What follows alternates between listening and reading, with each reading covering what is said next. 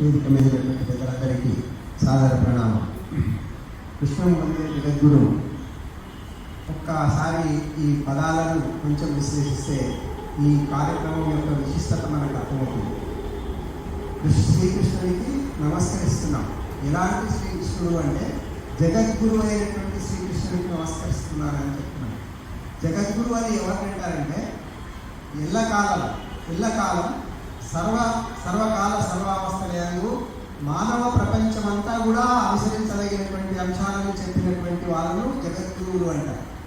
మరి అలాంటి జగద్గురువు అయినటువంటి శ్రీకృష్ణుడు ప్రవచించినటువంటి భగవద్గీత సంపూర్ణ పారాయణ కార్యక్రమం పెట్టడం చాలా మంచి ఆలోచన. నిజంగా ఇలా రకరకాల అంశాలు మనం వాట్సాప్లో అక్కడక్కడ చూస్తున్నాం. కోర్టులో కూడా ప్రమాణ స్వీకారం చేసినప్పుడు భగవద్గీత మీద ప్రమాణ స్వీకారం చేపించి నిజాలు చెప్పని చెప్తున్నారు. ఆ భగవద్గీత పాఠశాలలో విద్యార్థుల దగ్గరికి వచ్చే వరకు ఎందుకో దూరం చేస్తున్నారు. అసలు ఎక్కడైనా ఎప్పుడైనా ఒకే ఒక్క పేరు మత గ్రంథం అనేటువంటి ఒక పదము పక్కన పెడితే ఏ రకమైనటువంటి లోపం లేనటువంటి పుస్తకాన్ని మన విద్యార్థులకు చెప్పకపోవడం నిజంగా మనందరం చేసుకున్నటువంటి దురదృష్టం. ఇక్కడ శ్రీకృష్ణుడు జగద్గురువు, అతను ముందు ఒక శిష్యుడు నిలబడ్డాడు. ఆ శిష్యుడు ఎలాంటి పరిస్థితుల్లో నిలబడ్డాడంటే, అర్జున, కృష్ణ, నేను యుద్ధం చేయాలవద్దా? నా పరిస్థితి విచిత్రంగా ఉన్నది. చంపితే ఎవరిని చంపాలి? తాతలు, తల్లులు, పెదనాన్న, చిన్నాన్న, మామ, వీళ్ళందరూ కూడా నాకు సంబంధించినటువంటి వాళ్ళు. వీళ్ళనందరినీ చంపి ఈ రాజ్యాన్ని నేను ఎందుకు వెళ్ళాలి? నాకు అవసరమైంది అని ఒక విచిత్రమైనటువంటి సందిగ్ధమైనటువంటి పరిస్థితుల్లో కూడా అర్జునుడు శ్రీకృష్ణుడి దగ్గర మోకరిల్లి సందేహాలు అడిగితే అర్జునుడికి ఉన్న సందేహాలన్నీ తీర్చి ధర్మం కోసం నిలబడాలి, సమాజం కోసం నిలబడాలి, మంచి కోసం నిలబడాలి.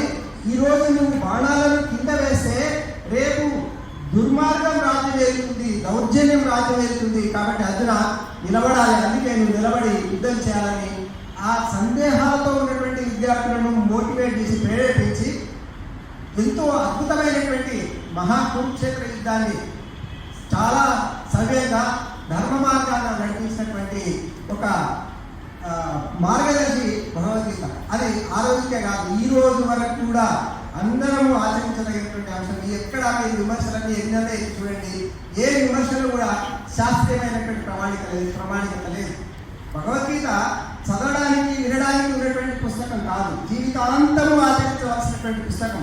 ఇంత ఆచరించినా భగవద్గీత ఇంకా అర్థం కానటువంటి విషయాలు చాలా ఉంటాయి. సైన్స్ లేదంటున్నారు. అయ్యా, ఆటం బాంబు పేల్చే ముందు ఆ సైంటిస్టులు విలేకరులు అడుగుతారు, అయ్యా రేపు ఆటం బాంబు పేలుస్తున్నారు కదా, ఎట్లా ఉంటుంది అంటే భగవద్గీతలో శ్లోకం ఉంది, ఆ బాబు వెళ్ళి చదవండి. దివిసూర్య సహస్రస్య, ఒక్కసారి 1000 సూర్యులు వెలిస్తే ఎట్లా ఉంటుందో ఆటం బాంబు వెలిస్తే ఎట్లా ఉంటుంది అని చెప్పినటువంటి సైంటిస్టులకు ఇది మార్గదర్శనమైనటువంటి పుస్తకం. అసలు ఇందులో లేనటువంటి అంశాలు నిజంగా కూడా ఎక్కడా లేవు. తెలుసుకున్నటువంటి వాళ్ళందరూ భగవద్గీత మార్గంలో నడవాలని ప్రయత్నం చేస్తున్నారు.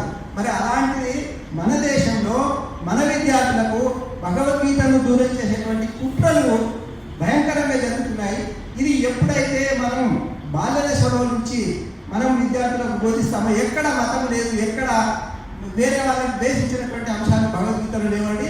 ఇది ప్రపంచమంతా ఆచరించవలసినటువంటి అంశాలనే బోధించినటువంటి ఆచరణాత్మకమైనటువంటి గ్రంథము. వ్యక్తులను ఆదర్శవంతులుగా తీర్చిదిద్దాల్సినటువంటి గ్రంథము. సమాజము ఆదర్శంగా ఎలా మెరగాలో చెప్పినటువంటి గ్రంథము. దేశాలు ఏ విధంగా నిలబడాలో చెప్పినటువంటి గ్రంథం.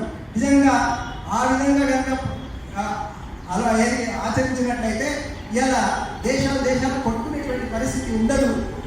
కాబట్టి ప్రపంచ శాంతి కోసము నిలబడినటువంటి పుస్తకం, ధర్మ మార్గంగా మార్గదర్శనం చేసినటువంటి పుస్తకం అని నేను గుర్తు చేస్తూ క్షమించాలా కొంచెం